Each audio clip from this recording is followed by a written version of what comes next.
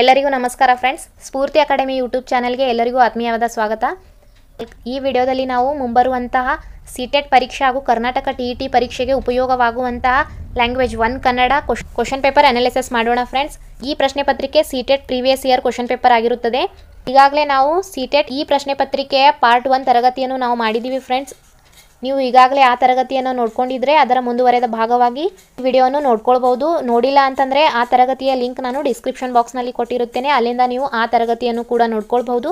ಹಾಗಾದರೆ ಬನ್ನಿ ಫ್ರೆಂಡ್ಸ್, ಇಂದಿನ ತರಗತಿಯನ್ನು ನಾವು ಪ್ರಾರಂಭಿಸೋಣ. ಈ ಎಲ್ಲ ಇನ್ಸ್ಟ್ರಕ್ಷನ್ಸ್ಗಳು ನಾವು ಒನ್ ಟೈಮ್ ಸಿಟೆಟ್ ಬರೆಯುವ ಎಲ್ಲ ಅಭ್ಯರ್ಥಿಗಳು ಓದ್ಕೊಳ್ಳೇಬೇಕಾಗಿರುವಂಥದ್ದು. ಇದು CTET previous year question paper ಆಗಿರುತ್ತದೆ ಫ್ರೆಂಡ್ಸ್. ನಾವು ಈಗಾಗಲೇ 91ನೇ ಪ್ರಶ್ನೆಯಿಂದ ಹಿಡಿದು 100ನೇ ಪ್ರಶ್ನೆಗಳವರೆಗೆ ಕ್ವಶನ್ ಪೇಪರ್ ಅನಾಲಿಸಿಸ್ ಮಾಡಿದ್ದೀವಿ. ಅದರ ಮುಂದುವರೆದ ಭಾಗವಾಗಿ ಇಂದಿನ ತರಗತಿಯಲ್ಲಿ ನಾವು ಮುಂದಿನ ಪ್ರಶ್ನೆಗಳನ್ನು ಅನಾಲಿಸಿಸ್ ಮಾಡೋಣ. ಸಿಟೆಟ್ ಕ್ವಶನ್ ಪೇಪರ್ ಸ್ವಲ್ಪ ಲೆಂದಿ ಆಗಿರ್ತದೆ ಫ್ರೆಂಡ್ಸ್. ಯಾವ ರೀತಿಯಾಗಿ ಪ್ರೀವಿಯಸ್ ಇಯರಲ್ಲಿ ಕ್ವಶನ್ಸ್ ಕೇಳಿದ್ದಾರೆ ಅಂತ ನಾವು ಒನ್ ಟೈಮ್ ನೋಡ್ಕೊಂಡಿದ್ವಿ ಅಂತಂದರೆ ನಮಗೆ ಮುಂಬರುವಂಥ ಸಿಟೆಟ್ ಹಾಗೂ ಕರ್ನಾಟಕ ಟಿಇಟಿ ಎಕ್ಸಾಮ್ನಲ್ಲಿ ಈಸಿಯಾಗಿ ಕ್ವಶನ್ಸ್ ಅಂಡರ್ಸ್ಟ್ಯಾಂಡ್ ಮಾಡಿಕೊಂಡು ನಾವು ಆನ್ಸರ್ ಮಾಡಬಹುದು. ಮೊದಲನೇ ಪ್ರಶ್ನೆ ನೋಡ್ಕೊಳ್ಳೋಣ. Question number 101. ಭಾಷಾ ಕಲಿಕೆಯಲ್ಲಿ ವಿದ್ಯಾರ್ಥಿಗಳು ಕಲಿಯಬೇಕಾದ ಭಾಷೆಯ ಲಿಪಿ ನಿಯಮಗಳ ಕಾರಣ ಆ ಭಾಷೆಯಲ್ಲಿ ಮಾತನಾಡಲು ಆತ್ಮವಿಶ್ವಾಸದ ಕೊರತೆಯಿಂದ ನರಳುತ್ತಾರೆ. ಇದನ್ನು ಕಡೆಗಾಣಿಸಲು ಒಂದು ವಿಧಾನವೆಂದರೆ. ಕ್ವಶನ್ ಏನು ಹೇಳ್ತಾ ಇದೆ ನಾವು ನೋಡ್ಕೊಳ್ಬೇಕು. ಮೊದಲು ಭಾಷಾ ಕಲಿಕೆಯಲ್ಲಿ ಯಾವುದೇ ಒಂದು ಭಾಷೆ ಕಲಿಬೇಕಾಗಿದೆ ಅಂತ ತಿಳ್ಕೊಳ್ಳಿ. ಸ್ಟೂಡೆಂಟ್ಸ್ ಕಲಿಬೇಕಾಗಿದೆ ಅಥವಾ ನಾವೇ ಕಲಿಬೇಕಾಗಿದೆ ಅಂತ ಆ ಕ್ವಶನನ್ನು ನಮ್ಮ ಮೇಲೇ ನಾವು ಅಪ್ಲೈ ಮಾಡ್ಕೊಂಡಿದ್ರೆ ಕ್ವಶನ ಬೇಗನೆ ಅಂಡರ್ಸ್ಟ್ಯಾಂಡ್ ಮಾಡ್ಕೊಳ್ಬೋದು ಫ್ರೆಂಡ್ಸ್. ಸೊ ಹಾಗಾಗಿ ಆ ಕ್ವಶನ್ ಇವಾಗ ಫಾರ್ ಎಕ್ಸಾಂಪಲ್ ಆಗಿ ಇಂಗ್ಲೀಷ್ ಕಲಿಬೇಕು ಅಂತ ತಿಳ್ಕೊಳ್ಳಿ. ಇಂಗ್ಲೀಷಲ್ಲಿ ಇರುವಂತಹ ರೂಲ್ಸ್ ವ್ಯಾಕರಣಕ್ಕೆ ಪ್ರಕಾರವಾಗಿ ಮಾತಾಡಬೇಕು ಅಂತಂದರೆ ಸ್ವಲ್ಪ ಕಷ್ಟ ಆಗುತ್ತದೆ ಅಲ್ಲ. ಅದೇ ರೀತಿಯಾಗಿ ಬೇರೆ ಭಾಷೆಯನ್ನು ಮಾತಾಡಬೇಕಾದ್ರೆ ಮಕ್ಕಳು ಆ ಭಾಷೆಯ ಲಿಪಿ ಹಾಗೂ ನಿಯಮಗಳ ಕಾರಣದಿಂದ ಆತ್ಮವಿಶ್ವಾಸದ ಕೊರತೆಯಿಂದ ನರಳುತ್ತಾರೆ. ಅಂತಂದರೆ ನಾವು ಕೂಡ ಇವಾಗ ಇಂಗ್ಲೀಷ್ ಕಲಿಬೇಕಾದ್ರೆ ಬೇಗನೆ ಪಟ್ಟಂತೆ ಕ್ಯಾಚ್ ಮಾಡ್ಕೊಳ್ಳೋದಿಲ್ಲ ಫ್ರೆಂಡ್ಸ್. ನಮಗೂ ಕೂಡ ಕಾನ್ಫಿಡೆಂಟ್ ಎಲ್ಲೋ ಲೋ ಆಗಿದೆಯಾ ಅಂತ ಯಾವುದಾದ್ರೂ ಸ್ಟೇಜ್ ಮೇಲೆ ಇಂಗ್ಲೀಷ್ ಫ್ಲೂಯೆಂಟ್ ಆಗಿ ಮಾತಾಡಿ ಅಂತಂದರೆ ನಮಗೂ ಕೂಡ ಕೆಲವು ಹಿಂಜರಿಕೆ ಅಥವಾ ಆತ್ಮವಿಶ್ವಾಸದ ಕೊರತೆ ಬಂದಂತಾಗುತ್ತದೆ ಅಲ್ವಾ. ಅದೇ ರೀತಿಯಾಗಿ ನಮ್ಮ ಮೇಲೆ ಈ ರೀತಿಯಾಗಿ ನಾವು ಕ್ವಶನ್ಸ್ ಅಪ್ಲೈ ಮಾಡ್ಕೊಂಡಿದ್ರೆ ನಾವು ಯಾವ ಆಪ್ಷನ್ಸ್ಗಳಿಗೆ ಸರಿಯಾದಂಥ ಉತ್ತರವಾಗಿರುತ್ತದೆ ಅಂತ ಆನ್ಸರ್ ಮಾಡ್ಬೋದು. ಸೊ ಹಾಗಾಗಿ ಈ ಟ್ರಿಕ್ ಹೇಳ್ತಾ ಇರೋದು ಫ್ರೆಂಡ್ಸ್ ನಾನು. ಆಪ್ಷನ್ ನಂಬರ್ 1 ನೋಡ್ಕೊಳ್ಳೋಣ. ಮಾತುಕತೆಯನ್ನು ಒಳಗೊಂಡಂತಹ ಕ್ರೀಡಾರೂಪದ ಚಟುವಟಿಕೆಗಳನ್ನು ಬೋಧನೆಯಲ್ಲಿ ಅಳವಡಿಸುವುದು. ಮಾತುಕತೆ ಅಥವಾ ಸಂದರ್ಶನಕ್ಕೆ ಹಾಗೂ ಆಟದ ರೂಪದಂಥ ಕ್ರೀಡಾರೂಪದಂತಹ ಚಟುವಟಿಕೆಗಳನ್ನು ಆ್ಯಕ್ಟಿವಿಟಿಗಳನ್ನು ನಮ್ಮ ಬೋಧನೆಯಲ್ಲಿ ಅಳವಡಿಸೋದ್ರ ಮೂಲಕ ನಾವು ಒಂದು ಭಾಷೆಯನ್ನು ಕಲಿತಾ ಇದ್ದೀವಿ ಅಂತ ಗೊತ್ತೇ ಆಗೋದಿಲ್ಲ ಫ್ರೆಂಡ್ಸ್, ತನ್ನಿಂತಾನೇ ಬಂದುಬಿಡುತ್ತದೆ. ಈ ಆಪ್ಷನ್ ಪಾಸಿಟಿವ್ ಅನ್ನಿಸ್ತಾ ಇದೆ. ಆಪ್ಷನ್ ನೋಡ್ಕೊಳ್ಳೋಣ. ವಿಶೇಷ ನುಡಿ ಚಿಕಿತ್ಸೆಯನ್ನು ಕೊಡುವುದು. ಕಾನ್ಫಿಡೆಂಟ್ ಆಗಿ ಮಕ್ಕಳು ಮಾತಾಡಬೇಕಾದ್ರೆ ಅವರಿಗೆ ವಿಶೇಷ ನುಡಿ ಚಿಕಿತ್ಸೆ ಅಂತ ಸ್ಪೀಚ್ ಥೆರಪಿ ಕೊಟ್ಟಿದ್ರೆ ಮಕ್ಕಳಿಗೆ ಕಾನ್ಫಿಡೆಂಟ್ ಆಗಿ ಮಾತಾಡ್ತಾರೆ. ಇವಾಗ ಒಂದು ಭಾಷಣ ಮಾಡ್ತಾ ಇದ್ದಾರೆ ಯಾರಾದರೂ ಇಂಗ್ಲೀಷ್ನಲ್ಲಿ ಅಂತಂದರೆ ನಾವು ಅವರ ಭಾಷಣ ಕೇಳಿ ಸ್ಪೀಚ್ ಥೆರಪಿ ತೊಗೊಂಡು ನಾವು ಕೂಡ ಅದೇ ರೀತಿಯಾಗಿ ಮಾತಾಡ್ತೀವ ಇಲ್ವಲ್ವಾ. ನೆಕ್ಸ್ಟ್ ಆಪ್ಷನ್ ನೋಡ್ಕೊಳ್ಳಿ. ತಪ್ಪುಗಳು ಆಗುತ್ತಿರುವಾಗ ಅವನ್ನು ತಕ್ಷಣವೇ ತಿದ್ದುವುದು. ಯಾವುದೇ ಒಂದು ಮಗು ಅಥವಾ ವಿದ್ಯಾರ್ಥಿ ಪಾಠವನ್ನು ಓದುವಾಗ ಮಾತನಾಡುವಾಗ ಯಾವುದೇ ರೀತಿಯಾಗಿರುವಂಥ ತಪ್ಪು ಮಾಡಿತ್ತು ಅಂತ ತಿಳ್ಕೊಳ್ಳಿ. ಆಗ ಆ ಮಗುವಿಗೆ ತಕ್ಷಣ ನಿಲ್ಲಿಸಿ ನೀನು ಹೀಗೆ ಮಾತಾಡಬಾರ್ದಿತ್ತು, ಹೀಗೆ ಯಾಕೆ ಮಾತಾಡ್ತಿ ಅಂತ ಈ ರೀತಿಯಾಗಿ ಮಾತಾಡಬಾರ್ದು ಫ್ರೆಂಡ್ಸ್. ಈ ಆಪ್ಷನ್ ಕೂಡ ರಾಂಗ್ ಆಗುತ್ತದೆ. ಏಕೆಂದರೆ ನಾವು ಆ ಮಗುವಿನ ಎಲ್ಲ ಉತ್ತರ ಹೇಳಿದ ನಂತರ ಆ ಮಗು ತನ್ನ ಮಾತು ಮುಗಿಸಿದ ನಂತರ ಈ ರೀತಿ ಎಲ್ಲ ಮಗು ಈ ರೀತಿಯಾಗಿ ಮಾತಾಡಬೇಕು ಅಂತ ಆ ಮಗುವಿನ ಮಾತು ಅಥವಾ ಉತ್ತರ ಮುಗಿದ ನಂತರ ಹೇಳಬೇಕು ಫ್ರೆಂಡ್ಸ್, ಮಾತನಾಡುವಾಗಲೇ ಹೇಳಬಾರ್ದು. ಆನಂತರದಲ್ಲಿ ಕಲಿಯುವವರನ್ನು ತರಗತಿಯಲ್ಲಿ ಓದಲು ಬಿಡುವುದು.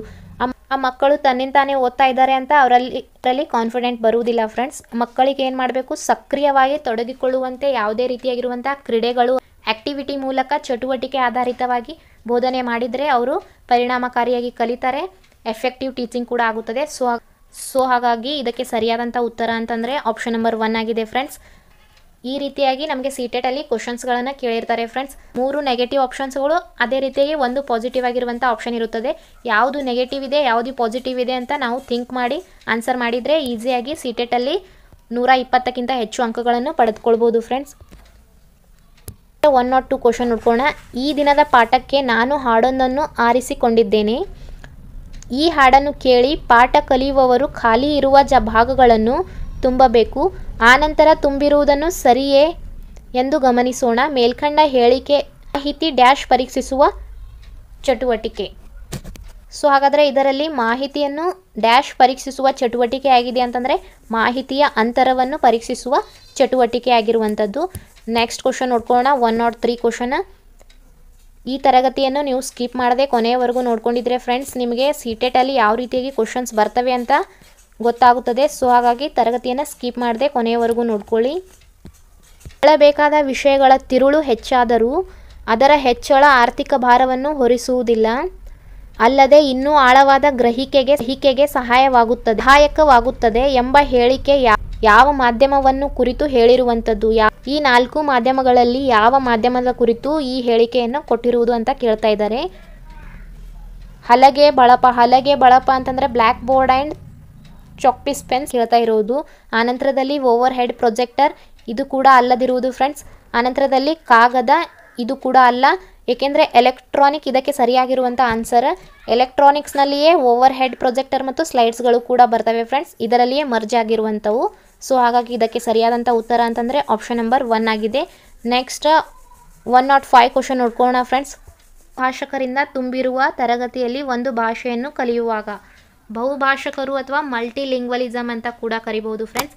ಬೇರೆ ಬೇರೆ ಭಾಷೆಗಳನ್ನಾಡುವ ಮಕ್ಕಳು ತರಗತಿಗೆ ಬಂದಾಗ ಅಂಥ ತರಗತಿಯಲ್ಲಿ ಒಂದು ಭಾಷೆಯನ್ನು ಕಲಿಬೇಕಾದ್ರೆ ಏನಾಗುತ್ತದೆ, ಯಾವ ಪರಿಣಾಮ ಬೀರುತ್ತದೆ ಅಂತ ಕೇಳ್ತಾ ಇರೋದು. ಒಂದೇ ಭಾಷೆಯನ್ನಾಡುವ ವಿದ್ಯಾರ್ಥಿಗಳನ್ನು ಒಂದೆಡೆ ಕಲೆ ಹಾಕುವುದು. ಇವಾಗ ಫಾರ್ ಎಕ್ಸಾಂಪಲ್ ಆಗಿ ಕನ್ನಡ ಮಾತಾಡ್ತಾರೆ ಕೆಲವು ವಿದ್ಯಾರ್ಥಿಗಳು ಅಂತಂದರೆ ಅವರಿಗೆ ಒಂದು ಗುಂಪು ಮಾಡುವುದು. ಈ ಆಪ್ಷನ್ ರಾಂಗ್ ಆಗುತ್ತದೆ ಫ್ರೆಂಡ್ಸ್. ಇದು ನೆಗೆಟಿವ್ ಆಪ್ಷನ್ ಆಗಿರುವಂಥದ್ದು. ಒಂದೆಡೆ ಕಲೆ ಹಾಕಬಾರ್ದು, ಅವರಿಗೆ ಒಂದೆಡೆ ಗುಂಪು ಮಾಡಬಾರ್ದು. ಆನಂತರದಲ್ಲಿ ನೆಕ್ಸ್ಟ್ ಆಪ್ಷನ್ ನೋಡ್ಕೊಳ್ಳೋಣ. ಕಲಿಯಬೇಕಾದ ಭಾಷೆಯನ್ನು ಬಿಟ್ಟು ಇನ್ಯಾವ ಭಾಷೆಯನ್ನು ಬಳಸಕೂಡದು. ಕನ್ನಡ ಕಲಿಸಬೇಕಾಗಿದೆ ಅಂತಂದರೆ ಕನ್ನಡವನ್ನೇ ಇನ್ಯಾವುದೇ ಭಾಷೆಯನ್ನು ಕಲಿಸಬಾರ್ದು ಎನ್ನುವುದು ಕೂಡ ಈ ರೂಲ್ಸ್ ಕೂಡ ರಾಂಗ್ ಆಗಿರುವಂಥದ್ದು. ಆನಂತರದಲ್ಲಿ ಭಾಷಾ ಕಲಿಕೆ ತನ್ನ ಆಕರ್ಷಣೆಯನ್ನು ಕಳೆದುಕೊಳ್ಳುತ್ತದೆ. ನಾವು ಬೇರೆ ಬೇರೆ ಭಾಷೆಯನ್ನು ಬಳಸುವುದರಿಂದ, ಬೇರೆ ಬೇರೆ ಭಾಷೆ ಮಕ್ಕಳಿಗೆ ಕಲಿಸುವುದರಿಂದ ತನ್ನ ಆಕರ್ಷಣೆ ಒಂದು ಭಾಷೆ ಕಳೆದುಕೊಳ್ಳುವುದಿಲ್ಲ. ಈ ಆಪ್ಷನ್ ಕೂಡ ರಾಂಗ್ ಆಗುತ್ತದೆ ಫ್ರೆಂಡ್ಸ್. ನಮಗೆ ಬಹುಬಗೆಯ ಉಚ್ಚಾರಣಾ ರೀತಿಯನ್ನು, ವಾಕ್ಯರಚನಾ ಕ್ರಮಗಳನ್ನು ಕಲಿಯುವ ಮತ್ತು ಆ ಮೂಲಕ ಕಲಿಯಬೇಕಾದ ಭಾಷೆಯ ಮೇಲೆ ಪೂರ್ಣ ಪ್ರಭುತ್ವ ಸಾಧಿಸುವ ಅವಕಾಶ ದೊರೆಯುತ್ತದೆ.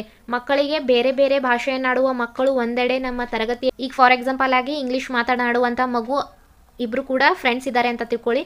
ಕನ್ನಡ ಕಲ್ತಿರುವಂಥ ಮಗು ಇಂಗ್ಲೀಷ್ ಯಾವ ರೀತಿಯಾಗಿ ಮಾತಾಡ್ಬೋದು ಅಂತ ಈಸಿಯಾಗಿ ಗ್ರಹಿಕೆಯ ಮೂಲಕ ಕಲಿಯುವಂಥದ್ದು, ಅಥವಾ ತಮಿಳ್, ಮಲಯಾಳಂ ಈ ರೀತಿ, ಮರಾಠಿ ಈ ರೀತಿಯಾಗಿ ಮಾತನಾಡುವಂಥ ಮಕ್ಕಳು ನಮ್ಮ ಸ್ಕೂಲ್ನಲ್ಲಿ ಒಂದೇ ತರಗತಿ ಇದ್ರು ಅಂತ ತಿಳ್ಕೊಂಡಿದ್ರೆ ನಾವು ಅದನ್ನು ಒಂದು ಸಂಪನ್ಮೂಲವನ್ನಾಗಿ ತಿಳ್ಕೋಬೇಕು ಹೊರತು ಒಂದು ಕೊರತೆಯನ್ನಾಗಿ ತಿಳ್ಕೋಬಾರ್ದು ಫ್ರೆಂಡ್ಸ್. 106 ಕ್ವಶನ್ ನೋಡ್ಕೊಳ್ಳಿ. ದ್ವಿತೀಯ ಭಾಷೆಯನ್ನು ಕಲಿಯುವಾಗ ಆ ಭಾಷೆಯ ಮೇಲಿನ ಅಪೂರ್ಣ ಪ್ರಭುತ್ವ ಮಾಹಿತಿಯ ಭಾಷಿಕ ವರ್ಗಾವಣೆಯನ್ನು ಕುಂಠಿತಗೊಳಿಸಬಹುದು. ಆಗ ಬೋಧಕರು ಕರ್ನಾಟಕದಿಂದ ದ್ವಿತೀಯ ಭಾಷೆ ನೆಕ್ಸ್ಟ್ ಸೆಕೆಂಡ್ ಲ್ಯಾಂಗ್ವೇಜ್ ಯಾವ್ದು ಕಲಿತೀವಿ? ನಮ್ಮ ಪ್ರಥಮ ಭಾಷೆ ಕನ್ನಡ ಆಗಿದ್ರೆ ದ್ವಿತೀಯ ಭಾಷೆ ಅಥವಾ ಸೆಕೆಂಡ್ ಲ್ಯಾಂಗ್ವೇಜ್ ಇಂಗ್ಲೀಷ್ ಕಲಿಬೇಕಾಗಿದೆ ಅಂತ ತಿಳ್ಕೊಳ್ಳಿ. ಇಂಗ್ಲೀಷ್ ಭಾಷೆ ನಮಗೆ ಒಂದು ಭಾಷಿಕ ವರ್ಗಾವಣೆ ಮಾಡಲು ಕುಂಠಿತಗೊಳಿಸಬಹುದು. ಅವಾಗ ಏನು ಮಾಡ್ತೀರಾ ನೀವು, ಯಾವ ರೀತಿಯಾಗಿ ಮಕ್ಕಳಿಗೆ ಕಲಿಸ್ತೀರಾ ಅಂತ ಕ್ವಶನ್ ಕೇಳ್ತಾ ಇರೋದು. ವಿದ್ಯಾರ್ಥಿಗಳಿಗೆ ಸಾಮೂಹಿಕವಾಗಿ ಚಟುವಟಿಕೆಗಳನ್ನು ಕೊಡುವುದರ ಮೂಲಕ ಭಾಷಿಕ ವರ್ಗಾವಣೆ ಆಗುತ್ತದೆಯಾ? ನಿಯತವಾಗಿ ಚಿಕಿತ್ಸಾತ್ಮಕ ಪರೀಕ್ಷೆಗಳನ್ನು ನೀಡುವುದರ ಮೂಲಕ, ಚಿಕಿತ್ಸಾತ್ಮಕ ಪರೀಕ್ಷೆಗಳು ಅಂತಂದರೆ ಮೆಡಿಕಲ್ ಟೆಸ್ಟ್ಗಳ ಮೂಲಕ, ಸತತವಾಗಿ ಓದುವುದರ ಮೂಲಕ ಅಥವಾ ವಾಚನ ಮಾಡುವುದರ ಮೂಲಕ ಅಥವಾ ಕ್ಲಿಷ್ಟಕರ ಪಠ್ಯಗಳನ್ನು ಮಕ್ಕಳಿಗೆ ಕೊಡುವುದರ ಮೂಲಕ ಆಗುತ್ತದೆಯಾ? ಹಾಗಾದರೆ ಸೊ ಇದಕ್ಕೆ ಸರಿಯಾದಂಥ ಉತ್ತರ ಅಂತಂದರೆ ಆಪ್ಷನ್ ನಂಬರ್ 4 ಆಗಿದೆ ಫ್ರೆಂಡ್ಸ್. ಪ್ರಥಮ ಭಾಷೆ ಮತ್ತು ದ್ವಿತೀಯ ಭಾಷೆ ಎರಡರಲ್ಲೂ ಒಂದೇ ಬಗೆಯ ಭಾಷಿಕ ಚಟುವಟಿಕೆಗಳನ್ನು ಕೊಡುವುದರ ಮೂಲಕ ವಿದ್ಯಾರ್ಥಿಗಳಲ್ಲಿ ಸ್ಕಿಲ್ ಡೆವಲಪ್ಮೆಂಟ್ ಅಥವಾ ಕೌಶಲ್ಯ ಅಭಿವೃದ್ಧಿ ಮಾಡಬಹುದು. ಸಮ್ಮಿಶ್ರ ಮಟ್ಟದ ಕೌಶಲ್ಯಗಳನ್ನು ಹೊಂದಿರುವಂಥ ತರಗತಿಯಲ್ಲಿ ಬೋಧಕರು, ಸಮ್ಮಿಶ್ರ ಮಟ್ಟದ ಕೌಶಲ್ಯಗಳು ಅಂತಂದರೆ ಬೇರೆ ರೀತಿಯಾಗಿ ಸ್ಕಿಲ್ ಡೆವಲಪ್ಮೆಂಟ್, ಕ್ರಿಯೇಟಿವ್ ಮಕ್ಕಳು ಕೂಡ ಇರ್ತಾರೆ. ಒಬ್ಬರಿಗೆ ಕೆಲವು ಮಕ್ಕಳಿಗೆ ಕನ್ನಡ ಅಂದರೆ ಕನ್ನಡ ವಿಷಯ ಅಂತಂದರೆ ಕೆಲವು ಮಕ್ಕಳಿಗೆ ಇಷ್ಟ ಆಗಿರ್ತದೆ. ಆನಂತರದಲ್ಲಿ ಕೆಲವು ಮಕ್ಕಳಿಗೆ ಸೈನ್ಸಲ್ಲಿ ಇಂಟ್ರೆಸ್ಟ್ ಇರ್ತದೆ. ಆನಂತರದಲ್ಲಿ ಮ್ಯಾಥ್ಸಲ್ಲಿ, ಕೆಲವು ಮಕ್ಕಳಿಗೆ ಡ್ಯಾನ್ಸಿಂಗಲ್ಲಿ, ಸಿಂಗಿಂಗ್, ಪೇಂಟಿಂಗ್ ಈ ರೀತಿಯಾಗಿರುವಂಥ ಸ್ಕಿಲ್ ಮಕ್ಕಳಲ್ಲಿ ಇರುತ್ತದೆ ಫ್ರೆಂಡ್ಸ್. ಅಂಥ ಸ್ಕಿಲ್ ಇರುವಂಥ ತರಗತಿಯಲ್ಲಿ ಅವಾಗ ಆ್ಯಸ್ ಎ ಟೀಚರ್ ಆಗಿ ನೀವು ಏನು ಮಾಡ್ತೀರಾ ಅಂತ ನೋಡ್ಕೊಳ್ಳಿ. ಅವರವರ ಪೋಷಕರನ್ನು ಭೇಟಿ ಮಾಡಿ ಕೊಟ್ಟ ಮನೆಗೆಲಸವನ್ನು ಪೂರ್ತಿಗೊಳಿಸಲು ಸಹಾಯ ಮಾಡಲು ತಿಳಿಸಬೇಕು. ಅವರು ಆಲ್ರೆಡಿ ಸ್ಕಿಲ್ಡ್ ಇದ್ದಾರೆ, ಮಕ್ಕಳಿಗೆ ಮತ್ತೆ ಸಹಾಯ ಮಾಡಿ ಅಂತ ಅವರ ಪೇರೆಂಟ್ಸಿಗೆ ಹೇಳ್ತೀರಾ? ಈ ಆಪ್ಷನ್ ರಾಂಗ್ ಆಗುತ್ತದೆ ಫ್ರೆಂಡ್ಸ್. ನೆಕ್ಸ್ಟ್ ಎಲ್ಲರೂ ಸೇರಿ ಸಾಮೂಹಿಕವಾಗಿ ಮಾಡಬೇಕಾದ ಕ್ರಿಯಾ ಚಟುವಟಿಕೆಗಳನ್ನು ರೂಪಿಸಿ ಅವರನ್ನು ಸಾಮೂಹಿಕ ಚಟುವಟಿಕೆಗಳಲ್ಲಿ ತೊಡಗಿಕೊಳ್ಳಲು ಸೂಕ್ತವಾಗುವಂತೆ ರೂಪಿಸಬೇಕು. ಎಲ್ಲ ಮಕ್ಕಳಿಗೂ ಕೂಡ ಸಾಮೂಹಿಕವಾಗಿರುವಂಥ ಒಂದು ಚಟುವಟಿಕೆಯನ್ನು ನೀಡಬೇಕು ಅಂತ ಉತ್ತರ ಆಪ್ಷನ್ ನಂಬರ್ 2 ಆಗಿದೆ. ಕೆಲವು ಬಾರಿ ಪಠ್ಯಪುಸ್ತಕದ ಪ್ರಶ್ನೆಗಳು ನಿರಸವೆನಿಸಬಹುದು. ಆಗ ಬೋಧಕರು, ಕ್ವಶನ್ ಯಾರಿಗೆ ಕೇಳ್ತಾ ಇದ್ದಾರೆ? ಟೀಚರ್ಗೆ. ಅಂದರೆ ಕೆಲವು ಬಾರಿ ನಿರಸ ಎನಿಸಬಹುದು ಅಂತಂದರೆ ಇಂಟ್ರೆಸ್ಟ್ ಇಲ್ಲದೆ ಇರಬಹುದು ಮಕ್ಕಳಿಗೆ ಕೂಡ, ನಮಗೆ ಶಿಕ್ಷಕರಿಗೂ ಕೂಡ. ಆಗ ಏನು ಮಾಡ್ತೀರಾ? ಪಠ್ಯದ ಪ್ರಶ್ನೆಗಳಿಗೆ ಅಂಟಿಕೊಳ್ಳಬೇಕು. ಒಂದು ಪಾಠಕ್ಕೆ ಸಂಬಂಧಿಸಿದಂಥ ಪಠ್ಯಪುಸ್ತಕದ ಹಿಂದಿರುವಂಥ ಪ್ರಶ್ನೆಗಳನ್ನೇ ಅದೇ ಕ್ವಶನ್ ರಿಪೀಟ್ ಕೇಳ್ತಾ ಇದ್ದಿದ್ರೆ ಮಕ್ಕಳಲ್ಲಿ ಡೈಲಿ ನಮ್ಮ ಟೀಚರ್ಸ್ ಇದೇ ಹೇಳ್ತಾರೆ ಅಂತ ಮಕ್ಕಳು ಕೂಡ ಬೋರ್ ಆಗ್ಬೋದು ಫ್ರೆಂಡ್ಸ್. ಹಾಗಾಗಿ ಹೆಚ್ಚುವರಿ ಪಠ್ಯಗಳನ್ನು ಕೊಡಬೇಕು. ಅವರಿಗೆ ಇನ್ನಷ್ಟು ಹೋಮ್ವರ್ಕ್ಗಳನ್ನು ಕೊಟ್ಟಿದ್ರೆ ಮಕ್ಕಳಲ್ಲಿ ಇಂಟ್ರೆಸ್ಟ್ ಬರುತ್ತದೆಯಾ, ಅಥವಾ ಸೃಜನಶೀಲ ಮತ್ತು ಸಮಸ್ಯಾ ನಿವಾರಕ ಚಟುವಟಿಕೆಗಳನ್ನು ನೀಡಬೇಕು. ಸೃಜನಶೀಲ ಹಾಗೂ ಸಮಸ್ಯಾ ನಿವಾರಕ ಕ್ರಿಯೇಟಿವಿಟಿ ಇರುವಂತಹ ಪ್ರಶ್ನೆಗಳು ಮಕ್ಕಳಲ್ಲಿ ಕೊಟ್ಟಿದ್ರಿ ಅಂತಂದರೆ, ಒಂದು ಪ್ರಶ್ನೆ ಕೊಟ್ಟಿವಿ, ಇದಕ್ಕೆ ಯಾವ ರೀತಿಯಾಗಿ ಬೇರೆ ಬೇರೆ ಆ್ಯಂಗಲಲ್ಲಿ ಥಿಂಕ್ ಮಾಡಿ ಆನ್ಸರ್ ಹುಡುಕಿಕೊಂಡು ಬನ್ನಿ ಮಕ್ಕಳೇ ಅದು. ಹಾಗಾಗಿ ಇದಕ್ಕೆ ಸರಿಯಾದಂಥ ಉತ್ತರ ಅಂತಂದರೆ ಆಪ್ಷನ್ ನಂಬರ್ 3 ಆಗಿದೆ. ಇನ್ನೊಂದು ಆಪ್ಷನ್ ನೋಡ್ಕೊಳ್ಳಿ, ಇನ್ನೊಂದು ಪಠ್ಯವನ್ನು ತಯಾರಿಸಬೇಕು. ಇನ್ನೊಂದು ಪಠ್ಯಪುಸ್ತಕನೇ ಶಿಕ್ಷಕರು ತಯಾರಿಸಬೇಕಾ? ಈ ಆಪ್ಷನ್ ಕೂಡ ರಾಂಗ್ ಆಗುತ್ತದೆ. ಇದಕ್ಕೆ ಸರಿಯಾದಂಥ ಉತ್ತರ ಆಪ್ಷನ್ ನಂಬರ್ 3 ಆಗಿದೆ. ನೆಕ್ಸ್ಟ್, ಇಂಗ್ಲಿಷ್ ತರಹದ ಭಾಷೆಗಳನ್ನು ಕಲಿಯುವಾಗ ಸ್ಪೆಲ್ಲಿಂಗ್ ಕಾರಣದಿಂದ ವಿದ್ಯಾರ್ಥಿಗಳು ಓದುವಾಗ ಸಮಸ್ಯೆಯಲ್ಲಿ ಸಿಲುಕಬಹುದು. ಆಗ ವಿದ್ಯಾರ್ಥಿಗಳು ಇಂಗ್ಲೀಷ್ ಓದುವಾಗ ಕೆಲವು ಕಾರಣಗಳಿಂದ ಇಂಗ್ಲೀಷ ಸ್ಪೆಲ್ಲಿಂಗ್ ಮಿಸ್ಟೇಕ್ಸ್ಗಳಾಗಿರ್ತವೆ ಫ್ರೆಂಡ್ಸ್. ಇಂಥ ಕೆಲವು ಸಮಸ್ಯೆಗಳು ಕೂಡ ಬರ್ಬೋದು ಫ್ರೆಂಡ್ಸ್. ಸ್ಪೆಲ್ಲಿಂಗ್ ಮಿಸ್ಟೇಕ್ ಆದಾಗ ಯಾವ ರೀತಿಯಾಗಿ ಅದನ್ನು ಸುಧಾರಿಸಬೇಕು ಅಂತ ಕ್ವಶನ್ ಕೇಳ್ತಾ ಇರೋದು. ಸ್ಪೆಲ್ಲಿಂಗ್ ಮತ್ತು ಉಚ್ಚಾರಣೆಯನ್ನು ಹೊಂದಿಸಿಕೊಳ್ಳುತ್ತಾ ಗಟ್ಟಿಯಾಗಿ ಓದಬೇಕು. ನಾವು ಸ್ಪೆಲ್ಲಿಂಗ್ ರಾಂಗ್ ಮಾಡ್ತಾ ಇದ್ದೀವಿ ಅಂತ ನಮಗೆ ಗೊತ್ತಾಗಿದೆ, ಆದರೂ ಕೂಡ ಹಂಗೆ ಸ್ಪೆಲ್ಲಿಂಗ್ ರಾಂಗ್ ಮಾಡ್ತಾ ಗಟ್ಟಿಯಾಗಿ ಓದಬೇಕಾ? ಇಲ್ಲ ಫ್ರೆಂಡ್ಸ್, ಈ ಆಪ್ಷನ್ ರಾಂಗ್ ಆಗುತ್ತದೆ. ನೆಕ್ಸ್ಟ್, ಆ ಪದಗಳನ್ನು ಓದುವಾಗ ಸರಿಯಾದ ಉಚ್ಚಾರಣೆಯನ್ನು ಕೇಳಿಸಿಕೊಂಡು ಅದೇ ತರಹ ಉಚ್ಚರಿಸಬೇಕು. ಈ ಆಪ್ಷನ್ ಇರಲಿ ಫ್ರೆಂಡ್ಸ್. ಆನಂತರದಲ್ಲಿ ಬೋಧಕರ ಉಚ್ಚಾರಣೆಯನ್ನು ಅನುಸರಿಸಬೇಕು. ಬೋಧಕರು ಯಾವ ರೀತಿಯಾಗಿ ಓದ್ತಾ ಇದ್ದಾರೆ ಅದೇ ರೀತಿಯಲ್ಲಿ ಓದುವುದು ಕೂಡ ಇದು ಯಾಂತ್ರಿಕವಾಗಿ ಓದಿದಂತಾಗುತ್ತದೆ ಅಥವಾ ಕಂಠಪಾಠ ಮಾಡಿದಂತಾಗುತ್ತದೆ. ಇದು ಆಪ್ಷನ್ ರಾಂಗ್ ಆಗುತ್ತದೆ. ಆನಂತರದಲ್ಲಿ ತಮಗೆ ತಾವೇ ಕಷ್ಟವೆನಿಸಿದ ಪದವನ್ನು ಮತ್ತೆ ಮತ್ತೆ ಓದಿಕೊಳ್ಳಬೇಕು. ನಮಗೆ ಕಷ್ಟ ಎನಿಸ್ತಾ ಇದೆ ಅಂತ ಅದೇ ಶಬ್ದಗಳು ಓದ್ಕೊಂಡಿದ್ರೆ ಮತ್ತೆ ಇನ್ನುಳಿದ ಶಬ್ದಗಳು ಯಾರು ಓದಬೇಕು ಫ್ರೆಂಡ್ಸ್? ಈ ಆಪ್ಷನ್ ಕೂಡ ರಾಂಗ್ ಆಗುತ್ತದೆ.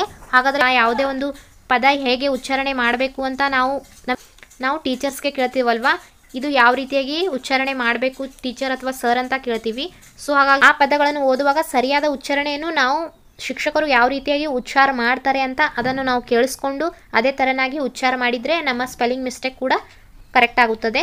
ಸೊ ಇದಕ್ಕೆ ಸರಿಯಾದಂಥ ಉತ್ತರ ಅಂತಂದರೆ ಆಪ್ಷನ್ ನಂಬರ್ 2 ಆಗಿದೆ ಫ್ರೆಂಡ್ಸ್. ನೆಕ್ಸ್ಟ್, ನಾಟ್ 10 ಕ್ವಶನ್ ನೋಡ್ಕೊಳ್ಳಿ. ಶಾಲಾ ತರಗತಿಯೊಂದರಲ್ಲಿ ವಿಭಿನ್ನ ಸಾಮರ್ಥ್ಯದ ಸ್ಪೆಷಲಿ ಏಬಲ್ಡ್ ವಿದ್ಯಾರ್ಥಿಗಳನ್ನು ಆತ್ಮವಿಶ್ವಾಸ ಮತ್ತು ಅನದೊಂದಿಗೆ ಭಾಗವಹಿಸುವಂತೆ ಮಾಡಲು ಯಾವುದೇ ಒಂದು ಕ್ರೀಡೆ ಅಥವಾ ಯಾವುದೇ ಒಂದು ಆಟ, ಯಾವುದೇ ಒಂದು ಚಟುವಟಿಕೆ ಇದೆ ಅಂತ ತಿಳ್ಕೊಳ್ಳಿ. ಕೆಲವು ಮಕ್ಕಳು ಫಿಸಿಕಲಿ ಏಬಲ್ಡ್ ಮಕ್ಕಳು ಕೂಡ ಇರ್ತಾರೆ ಫ್ರೆಂಡ್ಸ್. ಅಂಥ ಮಕ್ಕಳು ವಿಶಿಷ್ಟ ಮಕ್ಕಳು ಅಂತ ಕೂಡ ಕರೀತಾರೆ. ಅಂಥ ಮಕ್ಕಳಿಗೆ ಯಾವುದೇ ರೀತಿಯಾಗಿರುವಂಥ ಹಿಂಜರಿಕೆ ಇಲ್ಲದೆ ನೀವು ಕೂಡ ಎಲ್ಲ ವಿದ್ಯಾರ್ಥಿಗಳಂತೆ ಎಲ್ಲ ಆಟಗಳಲ್ಲಿಯೂ ಕೂಡ ಯಾವುದೇ ಒಂದು ಆ್ಯಕ್ಟಿವಿಟಿಯಲ್ಲಿ ಕೂಡ ನೀವು ಕೂಡ ಭಾಗವಹಿಸಿ ಅಂತ ಆ ಮಕ್ಕಳಲ್ಲಿ ಆತ್ಮವಿಶ್ವಾಸವನ್ನು ತುಂಬಲು ನೀವೊಂದು ಶಿಕ್ಷಕರಾಗಿ ಯಾವ ರೀತಿಯಾಗಿ ಮಕ್ಕಳಿಗೆ ಹೇಳ್ಕೊಡ್ತೀರಾ ಅಂತ ಕ್ವಶನ್ ಕೇಳ್ತಾ ಇರೋದು.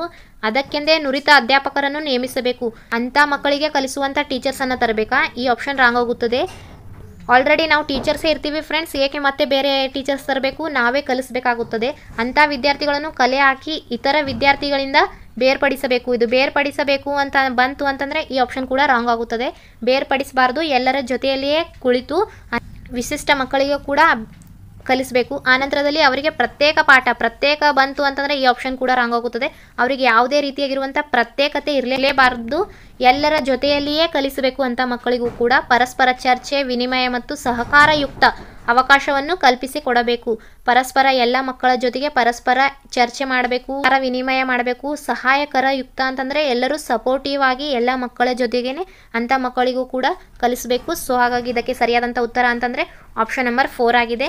ನೆಕ್ಸ್ಟ್, ಪಾರಂಪರಿಕ ಭಾಷಾ ತರಗತಿಗಳು ಹೇಗಿವೆ? ಬೋಧಕ ಕೇಂದ್ರೀಕೃತ ಅಂತಂದರೆ ಟೀಚರ್ ಸೆಂಟರ್ಡ್ ಆಗಿವೆ. ಪಾರಂಪರಿಕವಾಗಿ ಹಿಂದಿನಿಂದ ಬಂದಿರುವಂಥ ಸಾಂಪ್ರದಾಯಿಕ ಭಾಷಾ ತರಗತಿಗಳು ಹೇಗಿವೆ? ಬೋಧಕ ಕೇಂದ್ರೀಕೃತ ಅಂತಂದರೆ ಟೀಚರ್ ಸೆಂಟರ್ಡ್ ಆಗಿರುವಂಥದ್ದು. ಒಂದು ತರಗತಿಯಲ್ಲಿ ಶಿಕ್ಷಕರೇ ಮೇನ್ ಬಾಸ್, ಅವರು ಹೇಳಿದಂತೆಯೇ ವಿದ್ಯಾರ್ಥಿಗಳು ಕೇಳಬೇಕು, ಅವರ ಯಾವುದೇ ಆಜ್ಞೆಯನ್ನು ಮೀರುವಂತಿಲ್ಲ ಎನ್ನುವುದು ಪಾರಂಪರಿಕ ಭಾಷಾ ತರಗತಿ ಅಂತ ಕೂಡ ಕರಿಬಹುದು. ಆನಂತರದಲ್ಲಿ ಆಧುನಿಕ ಭಾಷಾ ತರಗತಿಗಳು. ಈಗ ಜಸ್ಟ್ ಎಟ್ ಪ್ರೆಸೆಂಟ್ ಆಗಿ ಆಧುನಿಕ ಭಾಷಾ ತರಗತಿಗಳು ಹೇಗಿವೆ ಅಂತಂದರೆ ವಿದ್ಯಾರ್ಥಿ ಕೇಂದ್ರಿತ ಅಥವಾ children centred education. Just at present ಆಗಿರುವಂಥದ್ದು ವಿದ್ಯಾರ್ಥಿ ಕೇಂದ್ರಿತ ಭಾಷಾ ತರಗತಿಗಳು ಇರ್ತವೆ. ಹೇಳಿಕೆಯಲ್ಲಿ ವಿದ್ಯಾರ್ಥಿ ಕೇಂದ್ರಿತ ಎಂಬುದರ ಗುಣಲಕ್ಷಣವನ್ನು ಕೇಂದ್ರೀಕರಿಸುವಂಥದ್ದು, ಗುಣಲಕ್ಷಣವನ್ನು ಗುರುತಿಸುವಂಥ ಈ 4 ಆಪ್ಷನ್ಗಳಲ್ಲಿ ಯಾವುದು ಸರಿಯಾದಂಥ ಉತ್ತರ ಆಗುತ್ತದೆ ಅಂತ ಕೇಳ್ತಾ ಇರೋದು. ವಿದ್ಯಾರ್ಥಿಗಳಿಗೆ ಉತ್ತೇಜನ ಹಾಗೂ ಫೆಸಿಲಿಟೇಟ್ ಮಾಡ್ತಾರೆ, ಪ್ರಚೋದನೆ ನೀಡ್ತಾರೆ, ಮೋಟಿವೇಟ್ ಮಾಡ್ತಾರೆ, ಬೆಂಬಲ ನೀಡ್ತಾರೆ, ಮಾಹಿತಿಯನ್ನು ನೀಡ್ತಾರೆ. ಶಿಕ್ಷಕರು ಮಕ್ಕಳಿಗೆ ವಿದ್ಯಾರ್ಥಿಗಳು ನಿರ್ದೇಶಿಸಲ್ಪಟ್ಟ ಭಾಷಾ ಚಟುವಟಿಕೆಯಲ್ಲಿ ಸಕ್ರಿಯವಾಗಿ ಪಾಲ್ಗೊಳ್ಳುತ್ತಾರೆ. ಆಪ್ಷನ್ನಲ್ಲಿ ಸಕ್ರಿಯವಾಗಿದ್ದಾರೆ ಅಂತ ಆಪ್ಷನ್ ಬಂತು ಅಂತಂದರೆ ಇದಕ್ಕೆ ಸರಿಯಾದಂಥ ಉತ್ತರವಾಗಿರುತ್ತದೆ ಫ್ರೆಂಡ್ಸ್. ಇದು ಕೀವರ್ಡ್ ಕೂಡ ನಾವು ಆನ್ಸರ್ ಈಸಿಯಾಗಿ ಐಡೆಂಟಿಫೈ ಮಾಡಲು ನೆಕ್ಸ್ಟ್ ಒಂದು ಗದ್ಯ ಭಾಗ ಅಥವಾ ಒಂದು ಪ್ಯಾಸೇಜ್ ಇದೆ. 112ನೇ ಪ್ರಶ್ನೆಯಿಂದ ಹಿಡಿದು 120ನೇ ಪ್ರಶ್ನೆಗಳವರೆಗೂ ಈ ಪ್ಯಾಸೇಜ್ಗೆ ಸಂಬಂಧಿಸಿದಂಥ ಪ್ರಶ್ನೆಗಳು ನಾವು ನೋಡ್ಕೊಳ್ಬೋದು. ಗದ್ಯ ಭಾಗವನ್ನು ನೀವು ಓದ್ಕೊಳ್ಳಿ ಒನ್ ಟೈಮ್. ಈ ಗದ್ಯ ಭಾಗದ ನಂತರ ಈ ಕ್ವಶನ್ಸ್ಗಳನ್ನು ನಾವು ಬಿಡಿಸಬೇಕಾಗುತ್ತದೆ. ಗಿಜುಗನ ಹಕ್ಕಿಗಳಿಗೆ ಶಿವಮೊಗ್ಗದಲ್ಲಿ ವರ್ಷವಿಡೀ ಸುಲಭವಾಗಿ ಸಿಕ್ಕುವ ಆಹಾರ ಯಾವುದು ಅಂತ ಕೇಳ್ತಾ ಇರೋದು. ಸೊ ಇದಕ್ಕೆ ಸರಿಯಾದಂಥ ಉತ್ತರ ಗಿಜುಗನ ಹಕ್ಕಿಗಳಿಗೆ ಸಿಗುವ ಆಹಾರ ಭತ್ತವಾಗಿರುವಂಥದ್ದು. ಶಿವಮೊಗ್ಗ ಜಿಲ್ಲೆಗೆ ಹರಿಯುವ ನಾಲೆ ನೀರು ಎಲ್ಲಿಂದ ಹರಿದು ಬರುತ್ತಿತ್ತು? ಗಾಜನೂರು ಮತ್ತು ಲಕ್ಕವಳ್ಳಿ ಅಂತ ಆಪ್ಷನ್ ನಂಬರ್ 4 ಆಗಿದೆ ಫ್ರೆಂಡ್ಸ್. ಗಾಜನೂರು ಮತ್ತು ಲಕ್ಕವಳ್ಳಿ ಎರಡರಿಂದಲೂ ಹರಿದು ಬರುತ್ತಿತ್ತು. ಸೊ ಹಾಗಾಗಿ ಎರಡು ಕೂಡ ಆನ್ಸರ್ ಕರೆಕ್ಟ್ ಆಗಿದೆ, ಎರಡು ಕೂಡ ಹೌದು. ನೆಕ್ಸ್ಟ್ 114 ಕ್ವಶನ್ ನೋಡ್ಕೊಳ್ಳೋಣ. ಗಿಜುಗನ ಹಕ್ಕಿಗೆ ಗೂಡು ಕಟ್ಟಲು ಅಗತ್ಯವಾಗಿರುವಂಥದ್ದು ಏನು ಅಂತಂದರೆ ನಾರು ಗಿಜುಗನ ಹಕ್ಕಿಗಳಿಗೆ ಅಗತ್ಯವಾಗಿರುವಂಥದ್ದು. ಮೇಲಿನ ಗದ್ಯದಲ್ಲಿ ಹೇಳಿದ ಹಾಗೆ ಗೂಡು ಕಟ್ಟಲು ಅವಶ್ಯಕವಾಗಿರುವ ನಾರು ಗಿಜುಗನ ಹಕ್ಕಿಗಳಿಗೆ ಎಲ್ಲಿಂದ ದೊರೆಯುತ್ತಿತ್ತು? ಕಬ್ಬಿನಿಂದ ಗಿಜುಗನ ಹಕ್ಕಿಗಳಿಗೆ ನಾರು ದೊರೆಯುತ್ತಿತ್ತು. ನೆಕ್ಸ್ಟ್ ಕ್ವಶನ್ ನಂಬರ್ 116 ನೋಡ್ಕೊಳ್ಳಿ. ಮೇಲಿನ ಗದ್ಯದ ಲೇಖಕ ಗಿಜುಗನ ಹಕ್ಕಿಗಳ ಕಡೆಗೆ ಗಮನ ಹರಿಸಿದ್ದು ಯಾವ ಸ್ಥಳದಲ್ಲಿ? ಎಲ್ಲಿ ಗಮನ ಹರಿಸಿದ್ರು ಅಂತಂದರೆ ಶಿವಮೊಗ್ಗ ಜಿಲ್ಲೆಯಲ್ಲಿ ಗಮನ ಹರಿಸಿದರು. ನೆಕ್ಸ್ಟ್ 117 ಕ್ವಶನ್ ನೋಡ್ಕೊಳ್ಳೋಣ. ಶಿವಮೊಗ್ಗದಲ್ಲಿ ಬೆಳೆಯುವ ಪ್ರಮುಖ ಬೆಳೆ ಯಾವುವು? ಪ್ರಮುಖ ಬೆಳೆಗಳು ಯಾವುವು ಅಂತಂದರೆ ಭತ್ತ ಹಾಗೂ ಕಬ್ಬು ಎರಡು ಕೂಡ ಪ್ರಮುಖ ಬೆಳೆಗಳಾಗಿವೆ. ನೆಕ್ಸ್ಟ್ 118 ಕ್ವಶನ್ ನೋಡ್ಕೊಳ್ಳಿ. ಶಿವಮೊಗ್ಗ ಜಿಲ್ಲೆಯ ಭತ್ತದ ವ್ಯವಸಾಯಕ್ಕೆ ಮೂಲ ಆಧಾರ ಯಾವುದು ಅಂತ ಕೇಳ್ತಾ ಇದ್ದಾರೆ. ಸೊ ಇದಕ್ಕೆ ಸರಿಯಾದಂಥ ಉತ್ತರ ಅಂತಂದರೆ ನಾಲೆ ನೀರಾವರಿ ಭತ್ತದ ವ್ಯವಸಾಯಕ್ಕೆ ಮೂಲವಾಗಿರುವಂಥದ್ದು. ಗಿಜುಗನ ಗೂಡುಗಳಿಂದ ತೊಂದರೆಗೆ ಒಳಗಾದ ಸರ್ಕಾರಿ ಇಲಾಖೆಗಳು ಯಾವುದು ಅಂತ ಕೇಳ್ತಾ ಇರೋದು.